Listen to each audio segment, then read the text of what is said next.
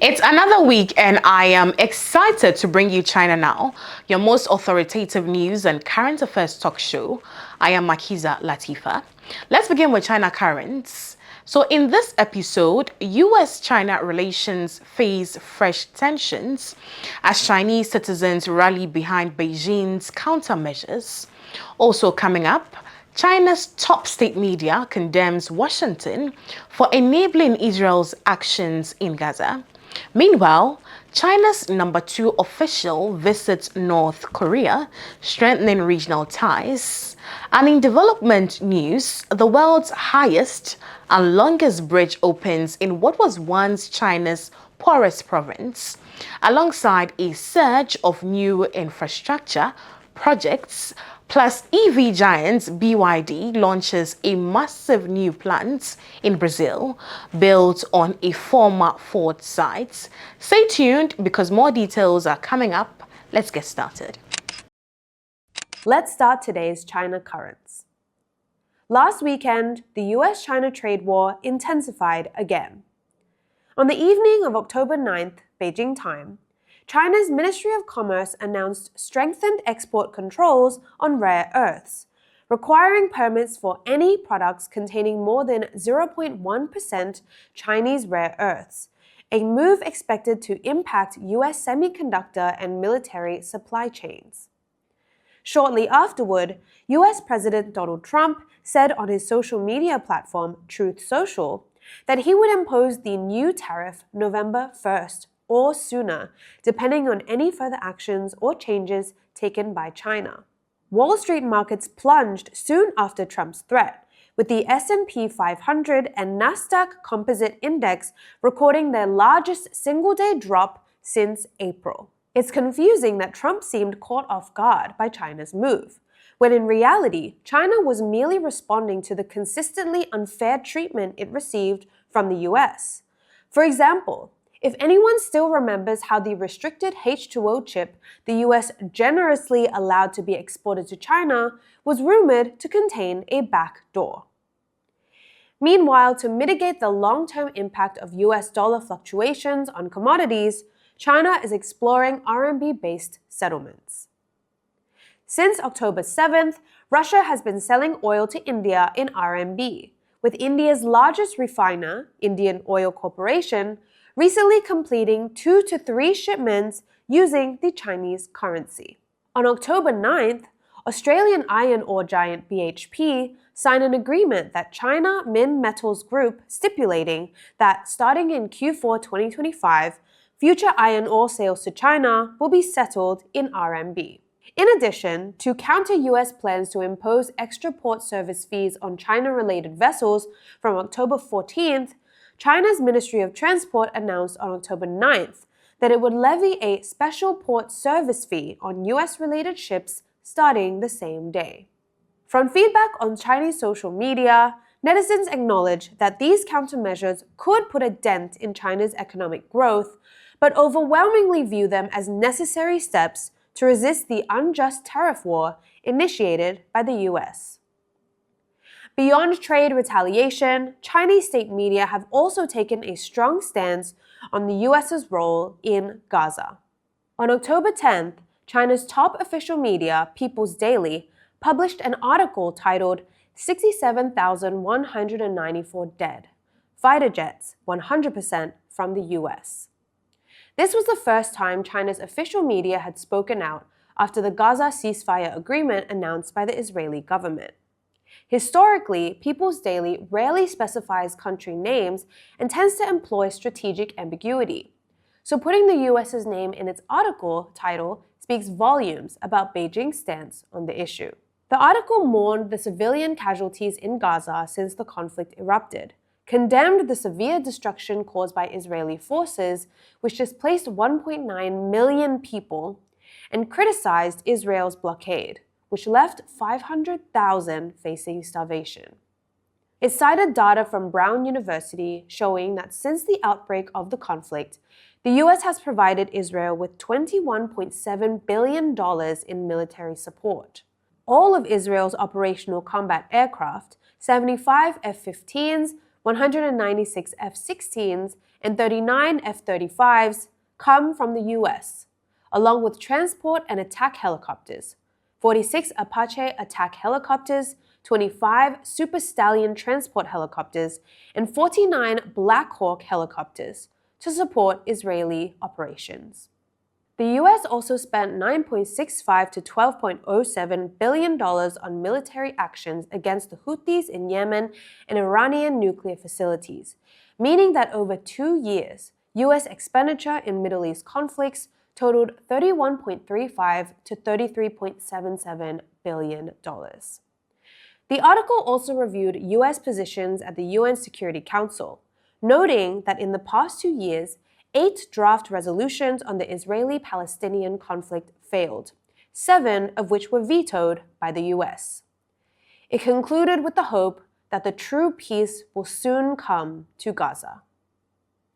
Next, let's look at China's recent engagement with its neighboring countries. On October 9th, local time, Chinese Premier Li Qiang visited North Korea and met with North Korean leader Kim Jong-un that afternoon. Li, China's number 2 official and the most senior Chinese dignitary to visit North Korea since 2019, said Beijing is ready to deepen collaboration with Pyongyang to advance a more just and equitable international order. He added that it remains China's unwavering policy to maintain, consolidate, and further develop its traditional friendship and cooperation with North Korea, according to China's state media, Xinhua News Agency. Kim echoed that it was also Pyongyang's unwavering stance to strengthen and develop friendly and cooperative relations with Beijing in line with the demands of the times, according to North Korea's official Korean Central News Agency. This trip is one of the latest signs of warming relations between the two countries, following Kim's visit to Beijing in early September to attend the massive military parade in Tiananmen Square, marking the end of World War II. Beyond high-level interactions, China-North Korea cooperation is unfolding across multiple areas. On the same day that Li met Kim, Beijing announced that the China-North Korea postal route linking the Chinese border city of Dandong with North Korea's Sunyuyu had officially resumed on September 25th. The same route for freight rail was suspended when North Korea fully closed its borders in 2020 due to COVID-19, but had already resumed operations in September 2022. Now let's turn to China's super infrastructure projects. Despite China's reputation as a construction superpower, the recently opened Huajiang Canyon Bridge in Guizhou has exceeded all expectations. Spanning a crack in the earth, it features a main span of 1,420 meters and a deck 625 meters above the water, achieving world-leading dimensions both horizontally and vertically. Construction began in 2020, meaning it took just 5 years to complete, an impressive accomplishment by any standard. To ensure absolute safety, the engineering team employs 3D LiDAR, a remote sensing technology that uses laser light to measure the environment, to monitor canyon wind conditions in real time. We were invited for a pre-opening visit and gained first-hand insights. Staff explained that these 2 main cables each contain an optical fiber that continuously performs a 24/7 self-check on the bridge, monitoring for any issues. If a problem arises, the data is sent back immediately. Now that the bridge is open, travel time between the 2 sides has been cut from 2 hours to just 2 minutes. The bridge will significantly improve local residents' lives, save travel time, and better connect villages, creating new business and development opportunities. These achievements are particularly remarkable in Guizhou, as China's most mountainous province. It has long posed one of the toughest challenges for infrastructure projects such as tunnels and bridges. Historically known as one of China's poorer provinces due to its geography, Guizhou has now seen massive progress in poverty alleviation, lifting millions above the poverty line through relocation programs, targeted subsidies, and infrastructure investments. The province also boasts a dense, high-speed rail network linking Shanghai, Chongqing, Chengdu, and other major cities. With the opening of the Huajiang Canyon Bridge, the region is set to become more of a destination hotspot, featuring a bungee jumping platform, the world's highest cafe, restaurants, a service center, nightlight displays, and even a planned bridge marathon, bringing more visitors, vibrancy, and economic opportunities. Moving on to Chinese EV giant BYD. Last Thursday, BYD inaugurated what it describes as its largest electric vehicle plant outside Asia. The new complex represents an investment of about $978 million US. Built on a former Ford site, it will initially produce 150,000 vehicles per year, expanding to 300,000 in a second phase. The project is expanded to create over 20,000 direct and indirect jobs. BYD also unveiled a limited edition Song Pro COP30 model, powered by the world's first plug-in hybrid flex-fuel engine, designed for Brazil's sugarcane-based ethanol market. Only 30 units will be built, 29 of which will be donated to the UN Climate Summit COP30 in Belém next month. The remaining unit will be presented to President Lula as a gift, marking Brazil's return to large-scale automotive production. Since entering Brazil's passenger vehicle market in 2022, BYD has sold over 170,000 electrified cars, capturing 74.4% of the country's electric vehicle sales. The company has also risen to 7th place in the overall national car market, surpassing legacy brands such as Honda and accounting for more than 5.5% of all passenger car sales. Looking ahead, BYD plans to source 70% of components locally by 2028 and establish research and testing centers in Brazil. BYD chairman Wang Chuanfu pledged, "We want to become a brand that truly belongs to the Brazilian people. The future is electric, and the future belongs to all of us." That's all for today. See you next time. Now, shifting from headlines to real-life perspectives, it's time for Roughly Chinese, the podcast that dives into everyday experiences of life in China. So in this episode, our host, Mimi, is joined by Zephr, a Chinese political commentator with millions of social media followers, and Mika, a South African currently living in China. Together, they share their personal stories and reflections on what it really means to live, work, and connect in today's China. Hi everyone! Today we are going to be having a discussion with Mika, Z, and myself, and we're going to be talking about our experiences living in China and also outside of China. I think it would be so interesting if we just started talking about our personal experiences about living in China and also abroad, because I've spoken to you both privately and I feel like, we have many stories to share. So would you like to start, Z? So I'll start with crimes. Okay, culture shock. It shocked me for years. I've been in Boston for 7-8 years. That's my name of my channel, Boston Round Face. I got a moon face and round face. Okay, dudes are robbing Chinese students and scholars like Frilo. They usually hide in bushes. They hide in snow. They fake they're playing with snowballs. So in Boston it's normally like a -20 Celsius in winter. There's no way to go. There's only one way, showed by public servants. And you gotta walk there. There's people fake playing snowball. When they see you got in the middle of the way and nobody's around you, they surround you and they say, "Oh, I haven't eaten for days." And they push you, they touch your bags, they touch your face. And normally Chinese students being taught to be nice. And we have called 穷家富路. It literally means you have a poor family, but when you get on way, be rich. Yeah, you want to live a okay daily life, but when you get on road, you don't get into trouble because you don't have money, right? So normally when we encounter this kind of incident, our parents will tell us to just give money. But give what money? What amount? How? using your purse, your wallet, or from your bag.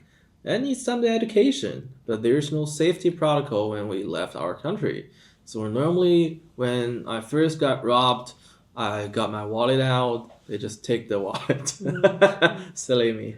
After being robbed for like 3 times, I learned from YouTube that I need to have banknotes like $20, and not because of inflation. I think it's $40 or something to buy my safety in a separate fake wallet instead of the real wallet, because people won't get your credit cards and student ID, and it takes years to get your new student ID and stuff. So they grabbed a new fake wallet of gray. But when I left Boston around I think 2022 or something, the robbing technique has been elevating swiftly from robbing, saying like, oh, I haven't eaten for days, to they will actually learn Chinese and use Chinese to select Chinese students and scholars from the crowd, because they've learned that we're obedient, we don't fight back, we're okay to not telling the police, and the police isn't doing stuff, and there's no cameras. That's intense. And especially for the new students, our family, they go to the currency exchange.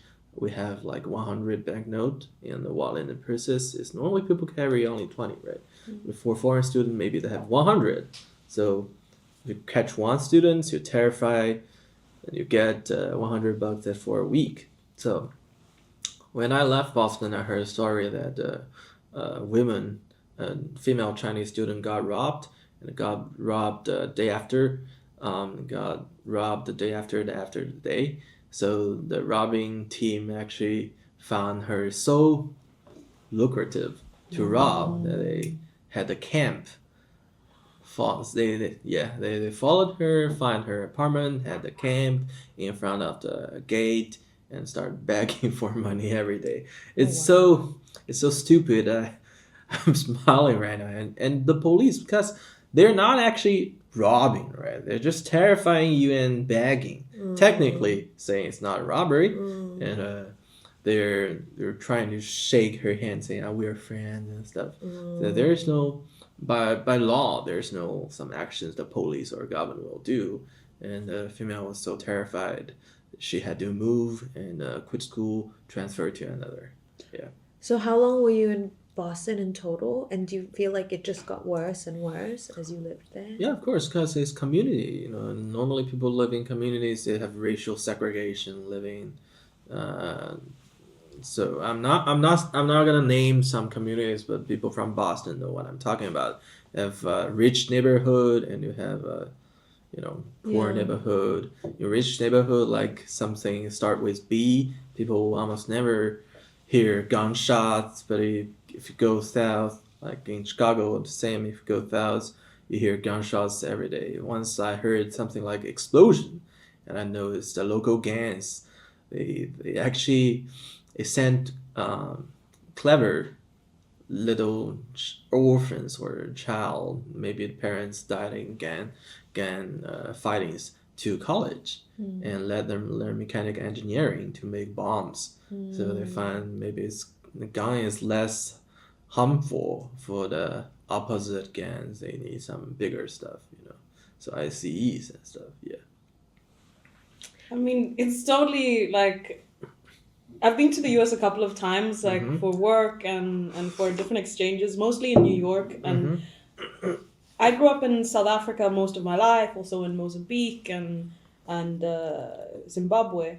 And one is that the perception we had of the US as, the American dream thing, like what's that movie, The Truman Show? Very like white picket fences, everything is neat and everything.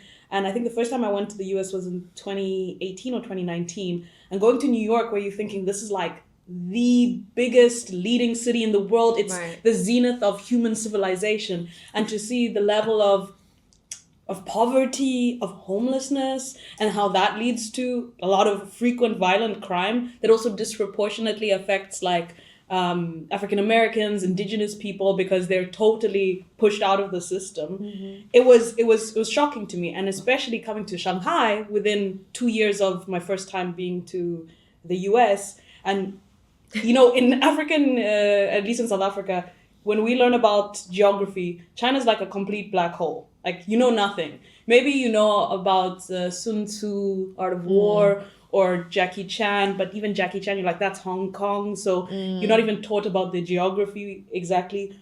But we just knew nothing. So coming to Shanghai and being a student now in Shanghai, especially as an African woman, having been to New York, but also living in South Africa, one of the most violent cities, particularly around gender-based violence, coming to Shanghai, that was culture shock for me because it was so safe.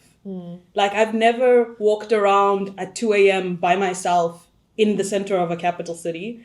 I've never, in the beginning, I borrowed a phone from a friend because it had all the Chinese apps, and I'd be walking with my phone trying to just go, find my way around. I'd never do that in South Africa. So I've never been mugged in South Africa because you're socialized to always be like ready for violence, which is kind of messed up, right? Yeah. You're socialized to always make sure you're not wearing this, make sure you always have like almost like a 2-meter parameter. So if you come close to me and you're a stranger, I automatically am like ready to be attacked. Right. I would never go outside with my laptop in my bag.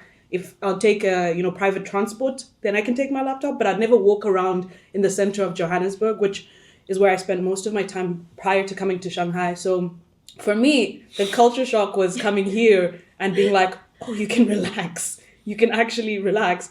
In contrast also to in New York, feeling the same kind of global south stress of like, I need to be alert. I need to be aware of the people around me. So like, I've been now in Shanghai for a year and 6 months or so. And man, I mean, I talk to women, especially who come from foreign countries, and we talk about how the mental energy that you save by not worrying about your safety, how you can channel that into creative work and intellectual work for the first time. So honestly, I feel like I constantly am worried about, I have like survivor's guilt because all my friends in South Africa constantly have to deal with things that no woman in Shanghai has to deal with. And that's not to like say, I'm sure you guys are from here, I'm sure there are things that happen, but it's not a systematic form of daily violence that you have to confront.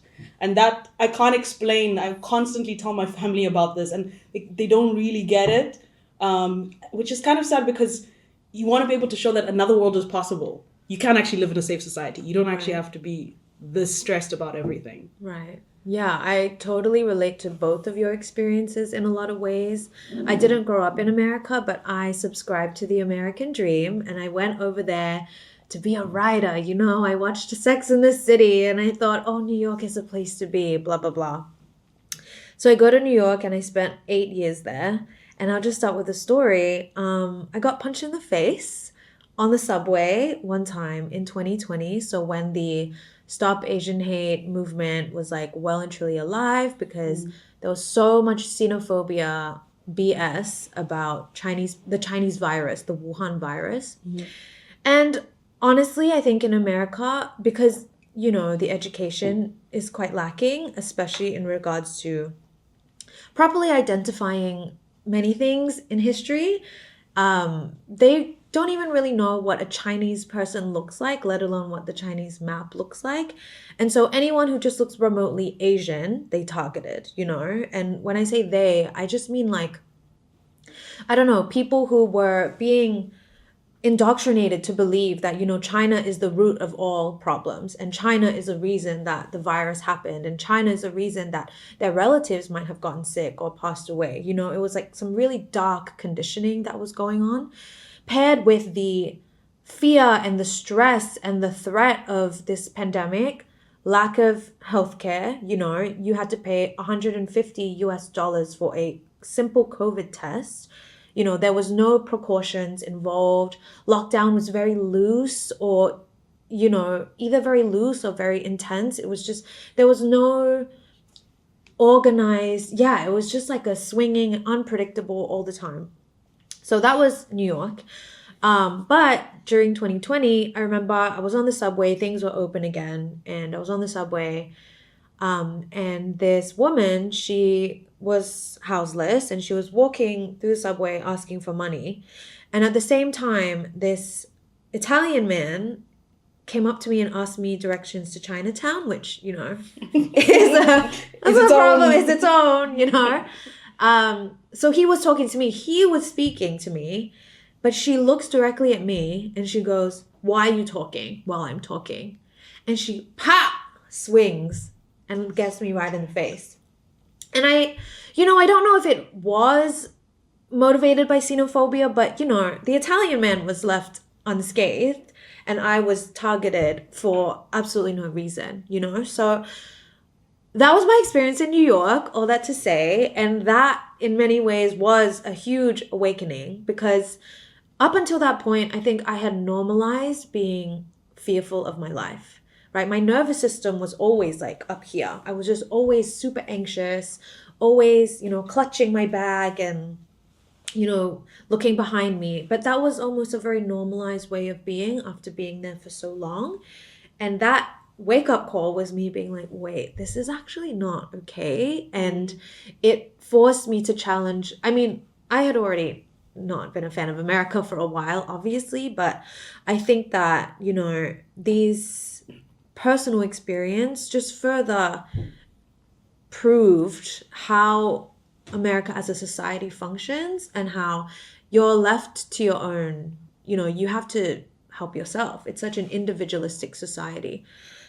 And so that was one of my horrific experiences in America. And like you said, I would travel to Manhattan a lot to do organizing work, and on the way there, the amount of poverty that you would see, the amount of people having mental breakdowns on the street or using drugs, and also, like you said, disproportionately, it affects African American and Indigenous people because it is purposefully racially segregated as well.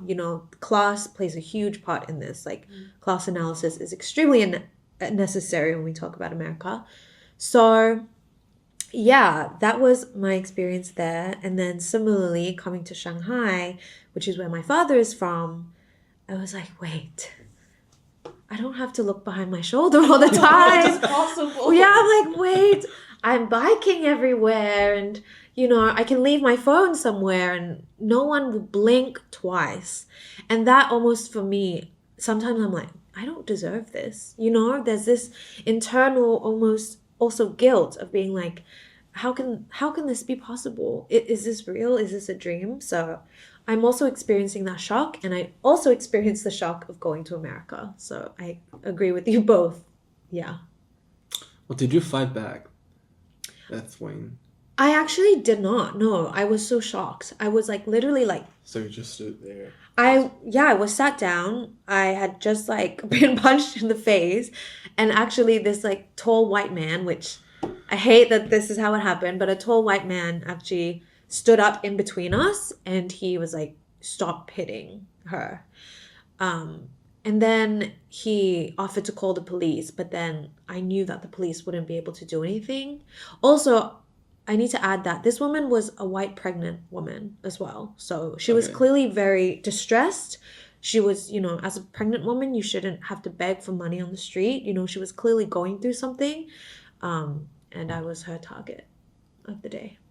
That's intense. It was intense. Yeah. I mean, the only time I've actually been mugged was, because I have family in Sweden, was at the Stockholm, the capital city, the Stockholm train station, where I happened to, my friend and I were traveling. I asked her, okay, look at the bags, I'm going to buy us the next tickets. And she fell asleep for like a second and my whole, 35-liter bag was taken. But that also, I think, has to do with the fact that like, this was around 2018, and this was a period where we had the most immigrants coming from the Middle East. And Swedish society doesn't know how to integrate people and doesn't take their qualifications seriously, constantly puts them on the periphery.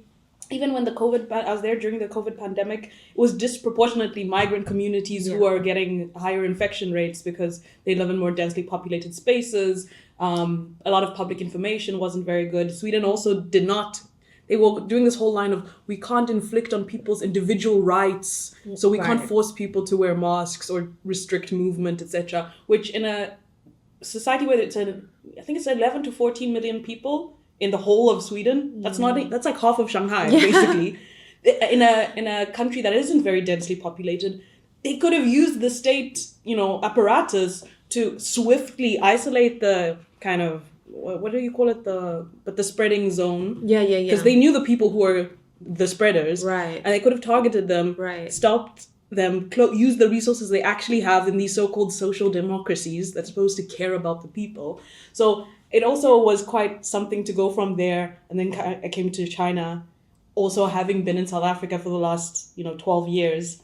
And just seeing the fact that even in the most well-resourced places, if you don't have a government and a state who actually cares about the people and is willing to use all possible means to stop the spread of the virus or to deal with healthcare issues, then what's the point? Because I don't know if what's the vibe in China, but in South Africa and many African countries, you're told that the model to follow is the Scandinavian social democratic model. And they don't take into account the fact that even though there is better social welfare for the lower income people and somewhat certain social nets, if you will, overall it still is a class society where the IKEA guys and the Spotify guys are reaping massive benefits, don't pay their taxes, and most working class people still have to work a lot and get kind of minimum. But just because you have a little bit more vacation than British people, you think you're better off. Right. Another one I want to say is public bathrooms, It's another classic one. I go to New York and I constantly smell, I think I have a disease or something with my nose. And then I constantly smell, fizzed everywhere in the piss stand. And I see, randomly on subway, people just grab their genital and start peeing. I don't get, is that a artistic, performance or when they're fighting something, or they're mentally. So there could be a lot of reasons why they're acting like this, right? I just step away and everybody's look at him, her.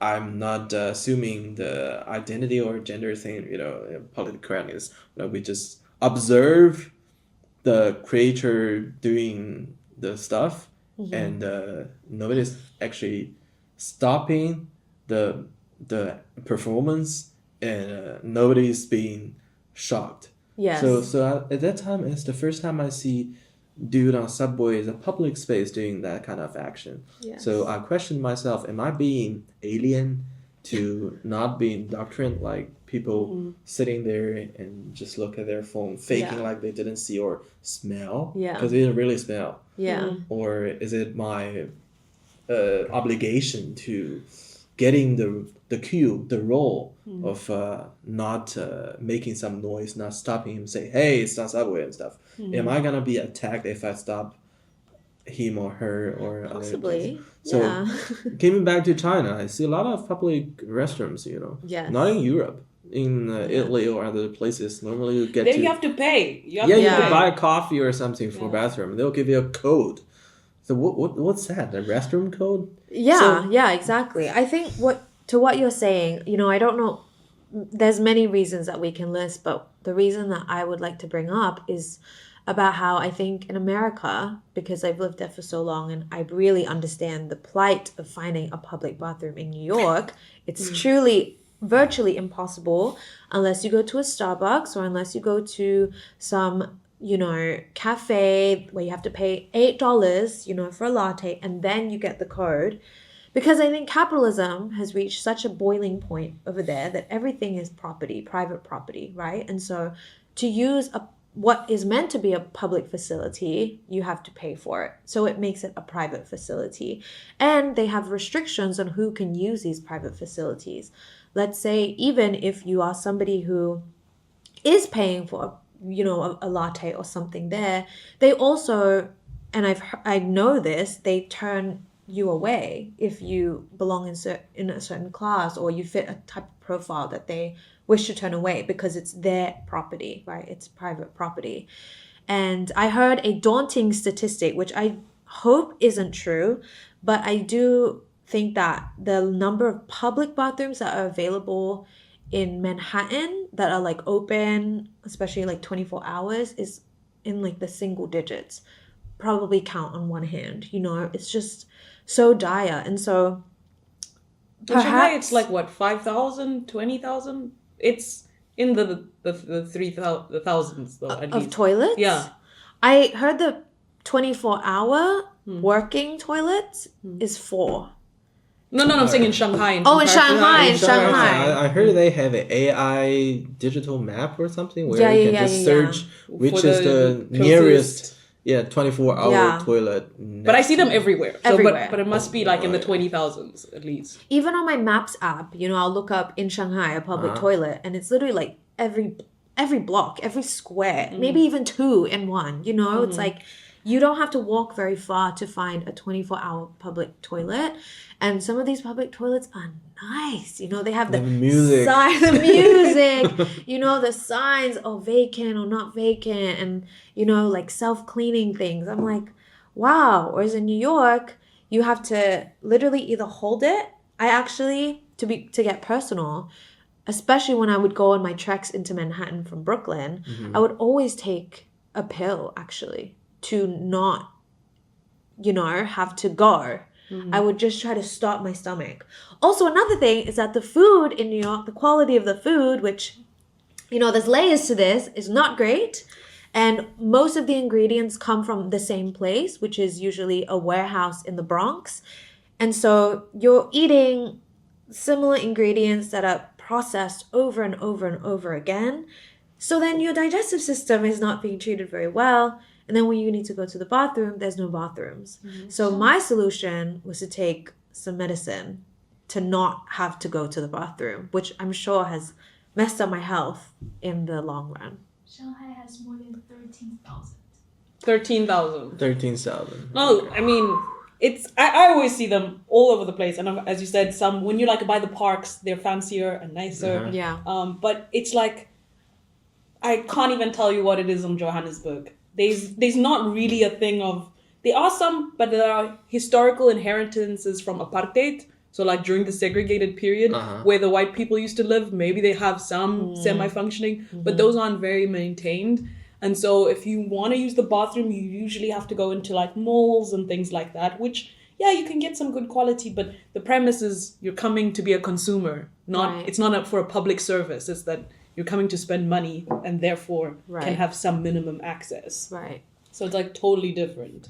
And it's not only in Shanghai, guys. I've been traveling to the province in like Shanxi, Shanxi. Those are not as developed as Shanghai. They also have very plain restroom, if not that fancy like Shanghai digital and AI toilets and stuff, warm water, but they're clean. So at least it's showing me the Chinese government, local governments caring that people release themselves. Yes. Yeah, there was like a toilet revolution. And Yes. That's one basic human right. I Yes. mean, we're entitled to have that as citizens, but I guess not in US anyways, or in Europe. Yes, So. exactly. So it's like not in the countries that say they're the richest and the best, aka the West world, and of course not in the global South countries that their public systems have been completely, you know, privatized, gutted, etc., because of the legacies of, you know, colonialism, etc., and our inability in the current, because we still have foreign mining conglomerates who own our main resources. We still have so much, like in South Africa, you know, land ownership. The white population in South Africa is less than 8%, and the black majority is like, you know, 87, and then there's a few other, and white people still own 70%, 74% of the land, yet they make up 8%. And so it's also what was shocking in coming here is that citizens actually have access. When I say access to land, I mean access to public space, public facilities, resources that come a result of state ownership of the land. Right. And so it's like incredible to see how much it's developed. And one funny story, because I don't think people get how quickly China has developed and how it's like constantly changing. Last year, I went to a conference in Kunming in Yunnan province. And my dad, backstory, even though I say I'm South African to everyone, my dad is from Sweden and my mom is from Zimbabwe. But I grew up in South Africa since I was like 6 Globalization. years. Yes, globalization.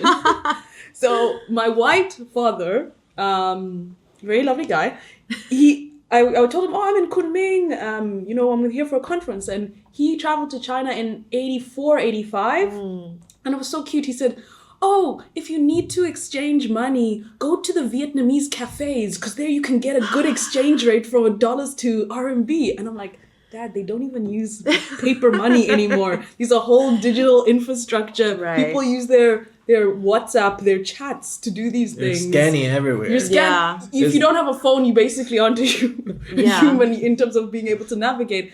And for him, he was just shocked by how much things have changed. Where I'm going on the high-speed train, and he's telling me about, I know some still exist, the ones with the wood bench, where you're sitting there for 9 hours. Yeah. Meanwhile, in South Africa, which is supposed to be one of the most industrialized, we barely have a train system. You have some in like Cape Town. There's a sort of train system, again, an inheritance from apartheid.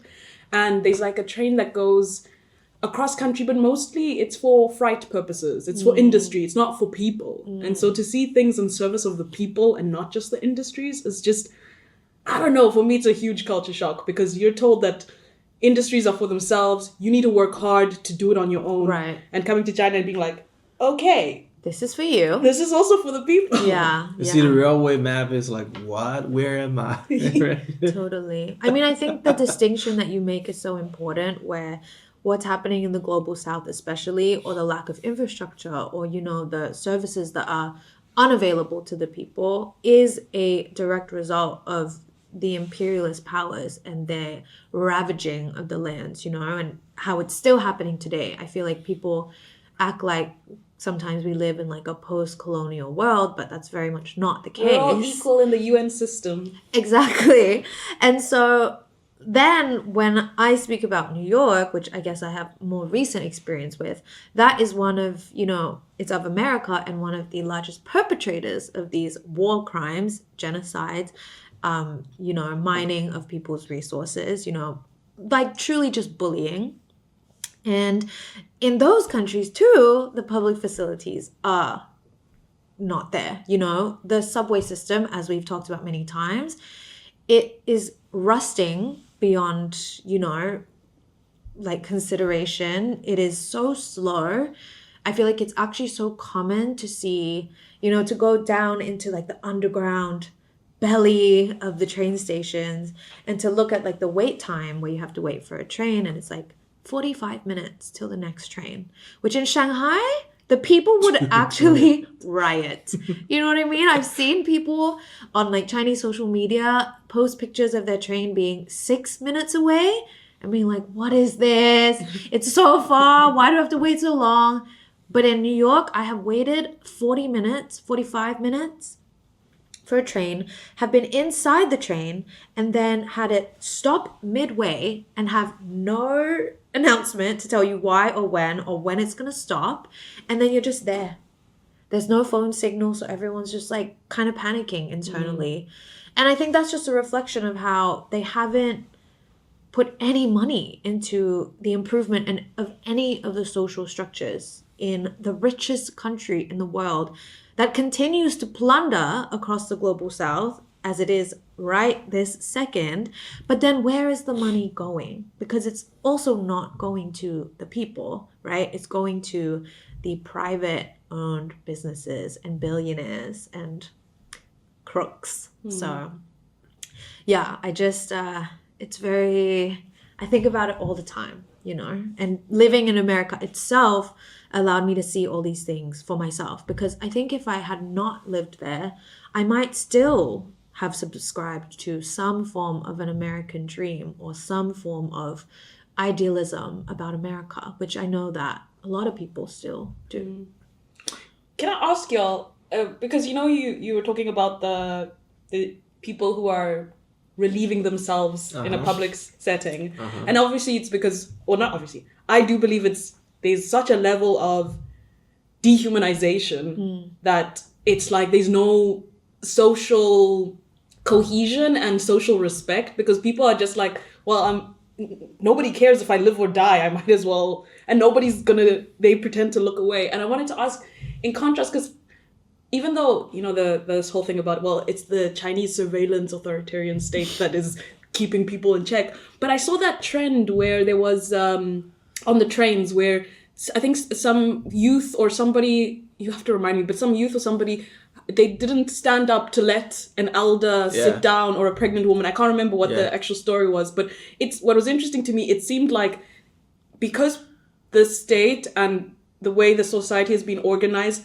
makes people be aware that they're in a collective area, Yes. a public setting, then people also, not police, but they also regulate They'll each call other. you They'll out, call yeah. you out. So Yeah. I wanted to know, is that like a common thing, or am I like reading into it? Because I just saw it on like social media.